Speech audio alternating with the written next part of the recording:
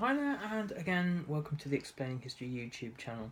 If you're watching this, you're probably a few weeks into the new term. You've been presented with new challenges, such as new ways of thinking about history and new ways of writing essays, and it feels a bit overwhelming. It feels difficult, it feels uncomfortable, you don't like it very much. Okay, here's the good news. The more you work through these uncomfortable periods, the stronger at study and learning you become. The reason why it feels uncomfortable is because it's unfamiliar and unsure. You don't know what exactly to do. This is, again, a good thing. It's important for us to have times where we don't know quite whether we're doing the right thing or not. The mind basically will always look back to the period where it was most comfortable, where it knew what it was doing, where essentially things were easier and more predictable. If you imagine your GCSE or Key Stage 3 years, if you're in A level now, you'll probably be looking back on those with some degree of fondness. And the mind is guaranteed to do this because this is how we've survived as a species, going back to things that were more familiar and manageable and doable.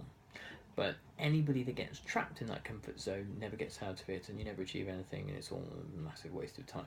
So don't worry about these uncomfortable periods, because what this discomfort is telling you is that this is a period where you're growing, and where your knowledge is growing, and where your ability to do things is growing.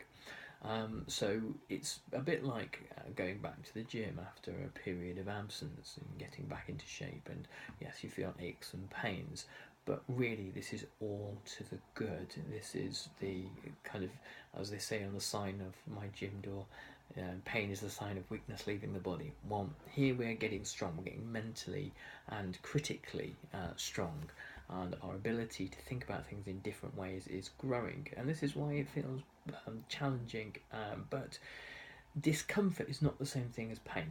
Pain is failing exams. Pain is not going to the university you wanted. Pain is not going to university at all if that's your ambition. Pain is long periods of regret and disappointment. This is discomfort. This is the stuff we've got to do to get ready for the great challenges that are coming, of demonstrating your ability and your brilliance as a critical thinker.